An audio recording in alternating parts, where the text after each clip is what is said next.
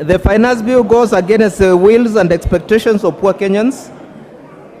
And I agree with my predecessor who has just spoken that this bill is insensitive to Kenyans because it proposes to overtax the already burdened Kenyans.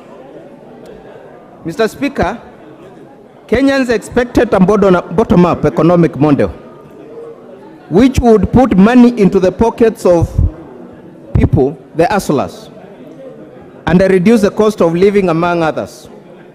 Mr. Speaker, instead of these expectations, Kenyans are experiencing increased cost of living. Order, Muriungi. Honorable Kagombe. Can I hear your point of order? Mr. Speaker, I rise on standing order number 80. It is against the tradition of this House and the rules of this House to read a speech, not unless it has been expressly granted by the Speaker. The honorable member on the floor is reading from a material that he has word for word. Is it acceptable?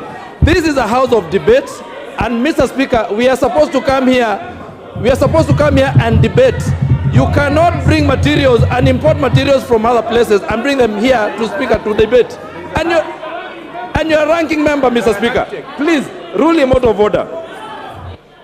Order, honorable members. Honorable Muriungi, you have been here long enough. You heard me caution Honorable Zamzam for reading a speech. Debate time is debate time. You can use notes as aid memoir, but you cannot read a speech in a debate. If you are reading a speech, desist, I had not noticed. Go on. Mr. Speaker, I went to school. And I'm not an idiot.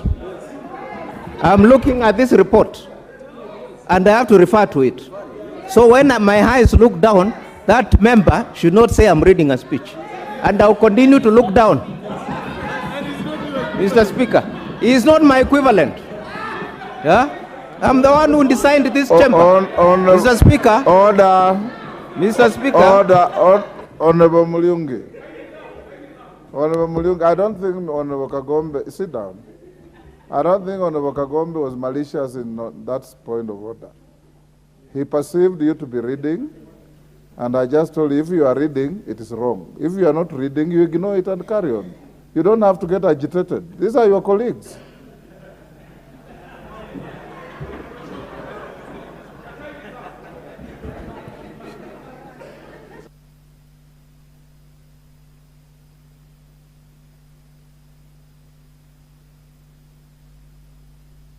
No. Kuja tumia hii.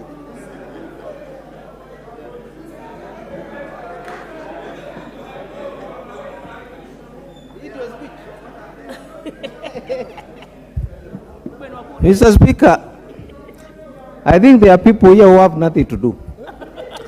Mr. Speaker, I have risen to oppose this bill vehemently. Because Kenya Kwanza promised to put money in the pockets of Kenyans. They promised to put money in the pockets of hustlers, the mama mboga, the boda boda. Instead of doing that, they are taking that money from their pockets to State House. Mr. Speaker, anything that overburdens the people of Mwingi Central, which I represent, I will oppose it till I die. Mr. Speaker. And you have seen even from the government side, they are also opposing. Why are they doing it? Yeah? So, Mr. Speaker, Kenya Kwanza, instead of overtaxing Kenyans, they should look at better ways. Yeah, better ways. That's what you wanted to do. So that, yeah, that's what you wanted me to do. Look at better ways of raising money.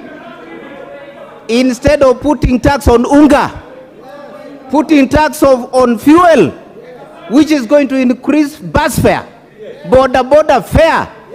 and increase even the cost of living for that border. And the Mama Mboga, who Kenya Kwanza promised to put money in their pockets, and now they are taking that money away from them. Therefore, Mr. Speaker, I vehemently oppose the finance bill. Thank you. Kangoko Bowen.